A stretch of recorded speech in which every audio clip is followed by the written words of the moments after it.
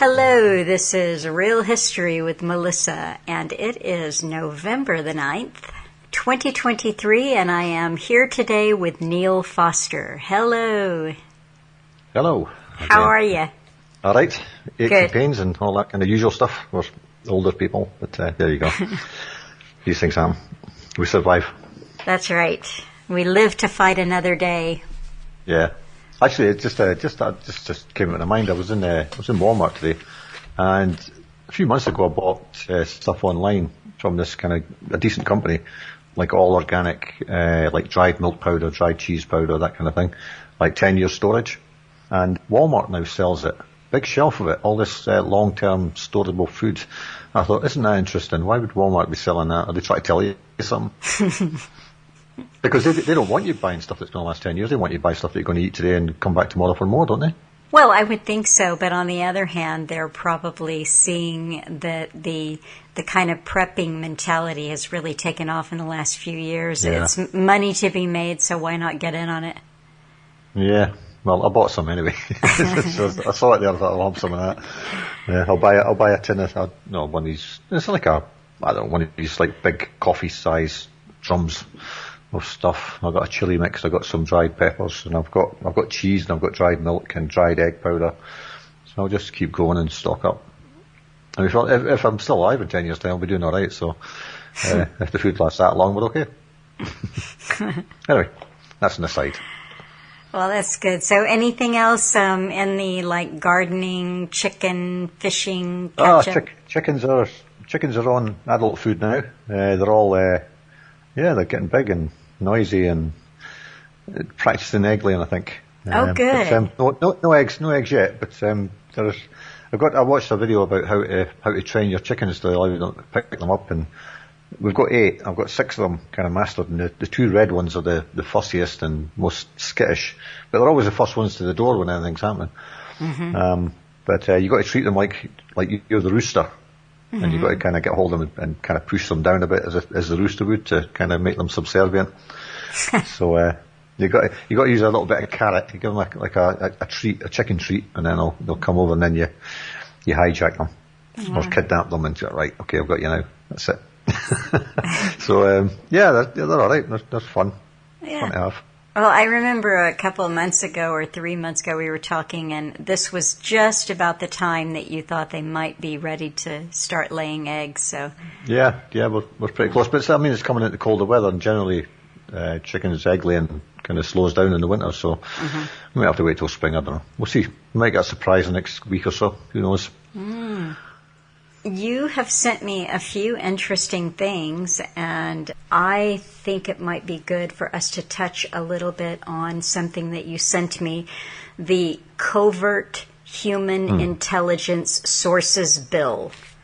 Yeah, Criminal Conduct Act 2021. It's now been passed, by the way. It's law now. And I think the important part of it, this is basically a bill to allow certain institutions of government and other institutions to carry out criminal acts legally, apparently. I looked up the fact. Go ahead. How they can be criminal acts illegal, I don't know.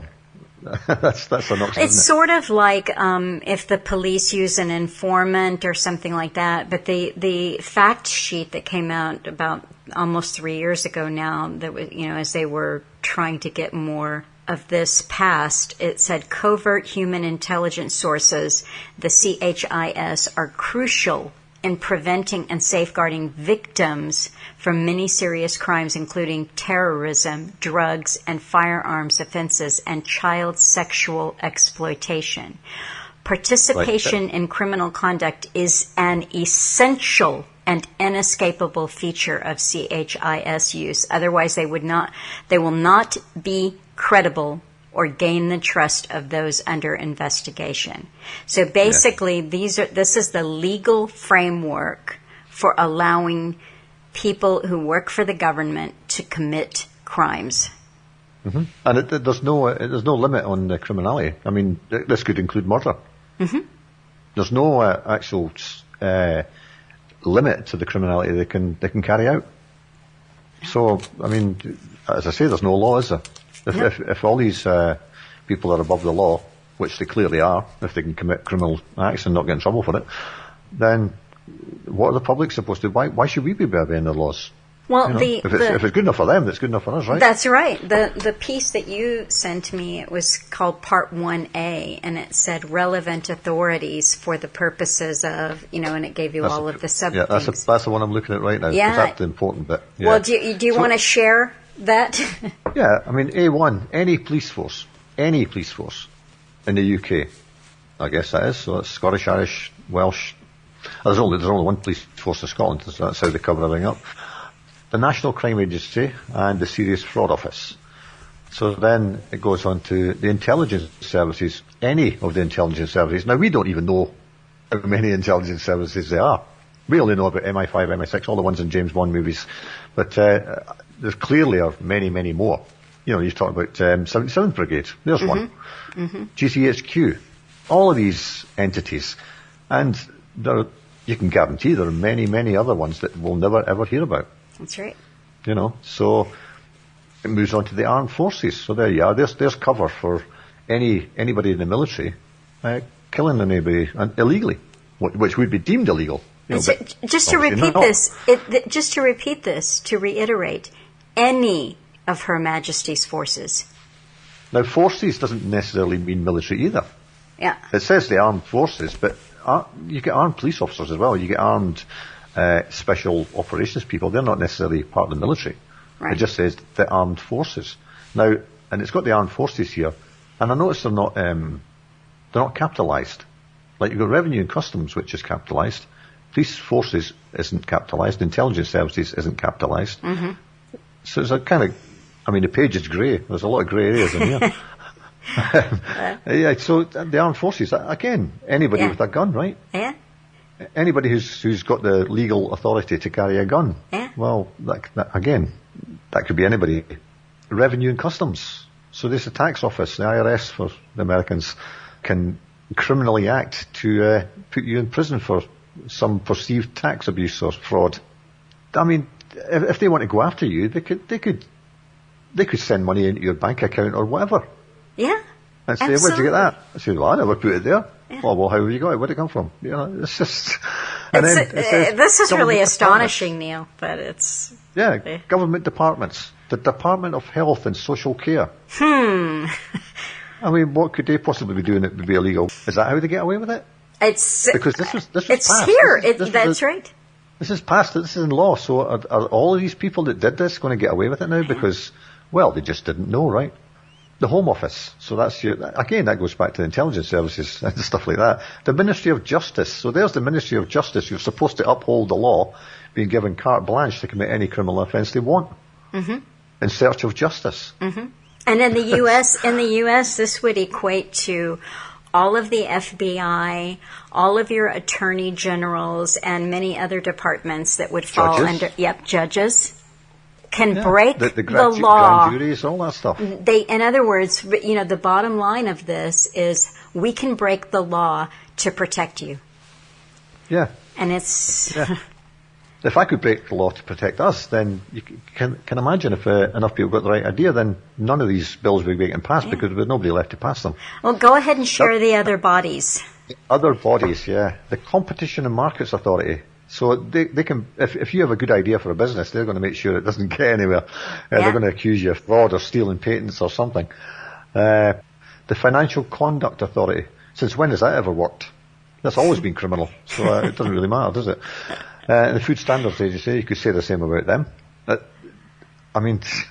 Food standards are supposed to protect you, right, from bad things in your food. Well, when have they ever done that? And I don't know if in the UK it's tied in with drugs, but the food standards, the equivalent in the US would be the Food and Drug Administration or the FDA. I think the drug side of it's separate in the UK. Uh-huh. But certain things.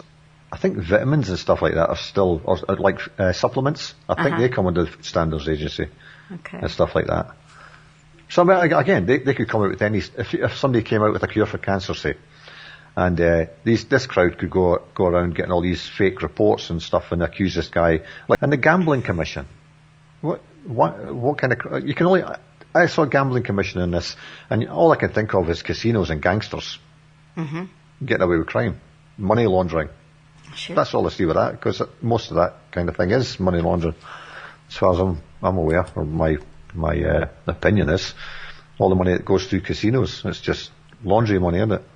Just to finish reading a little bit from this other page that I looked up, the fact sheet, it said, this enables them to work their way into the heart of groups that would cause us harm, finding information and intelligence which other investigative measures may never detect. The bill provides an express power to authorize CHIS to participate in conduct which would otherwise constitute a criminal offense. And then it goes on to say, this is not a new capability. The bill provides... So they've always been doing it. Yeah, exactly. This is not a new capability. The bill provides a clear legal basis for a long-standing tactic which is vital for national security and the prevention and detection of crime. So it's just right there in your face. We have always been breaking the law, and now we've just made some laws to show you that it's really okay. Yeah. We're going to keep doing it. The key word in that whole paragraph was us. Yeah. It was protect us. That's right. Not the people. It was to protect them. That's right. You know, it's not about the public. It's not about helping anybody. It's not about fighting crime. Clearly, it's not about fighting crime, or they wouldn't be acting criminally, would they? No. And who better to get away with crime than the police and the security services and all these people? Who better? The tax man. They've all been doing it for, as you say, this isn't nothing new. It's just been put in a legal framework now, so that nobody can be prosecuted. Basically, this is saying that, let's say this was in an Israeli context, right? That mean that the intelligence services could stage a false flag to justify a war. Right. And it's legal. Right.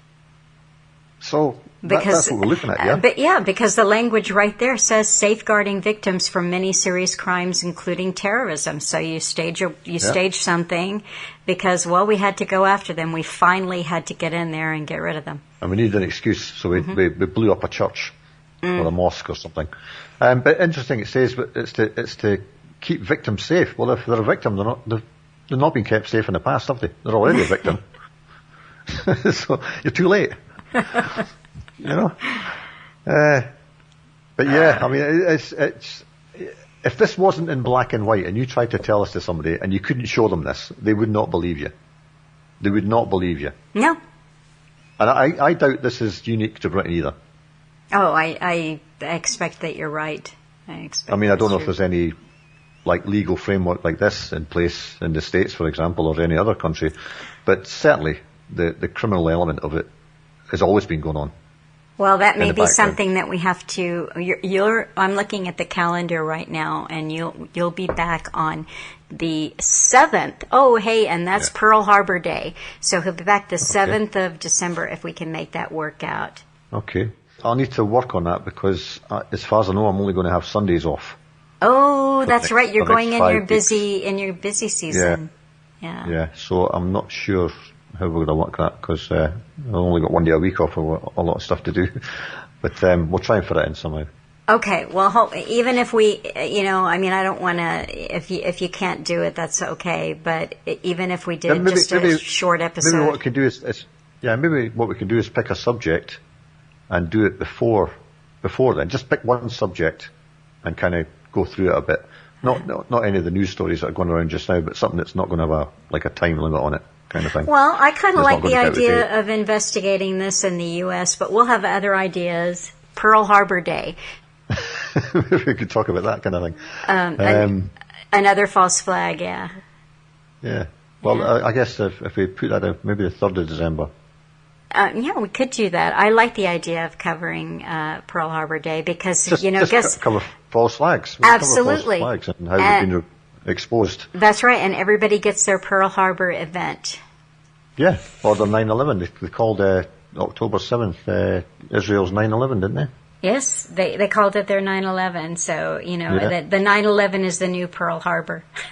Yeah. Well, then there was a new Pearl Harbor because they wanted the Pearl Harbor event, didn't they? That's right. And and hopefully we can make that work. Okay. You have at least a couple of months where you're in your busy season working for the man. Yeah. Well, not the enemy man. The other. A different one. Yeah. which treats you with a lot more respect, I have to say. But well, that's good. Yeah. I'm glad. But yeah, it's we live in some people call it clown world. We just live in, it's like an Alice in Wonderland. You couldn't. People keep saying you couldn't make it up. We say, well, somebody has. That's right. Somebody has. Yeah. For a long, long time. Yeah. And even put it on the cover of the Economist magazine for sure. Yeah. But yeah, I mean, I don't know. How can you even comprehend that this is, we're supposed to be in a civilized world. I know. And you see the horrors that are being carried out in the name of peace. It's always in the name of peace. We're living in Orwell's 1984. That's right. And this thing here, this Criminal Authorization Act, it should be called, it's just any totalitarian regime does this. Mm-hmm. Anything that we're told, like, the Iranians are terrorists, secret police and all this, they carry out all these crimes. Well, this is exactly the same. This is exactly the same. There's no difference here between any totalitarian regime and any so-called democracy. This isn't a democracy if you can do all this stuff. No, this is just an announcement of how it's been for a long time and how it's going to be. But I have to end for the day. I don't know what's happening next week. But hopefully I'll have thought of something good or have somebody to talk to next week. But I thank you for tuning in, and thank you, Neil. It's always fun to talk to you. Yeah, it's always fun discussing the horror show that we're living in. Yep. And everybody tune in next week.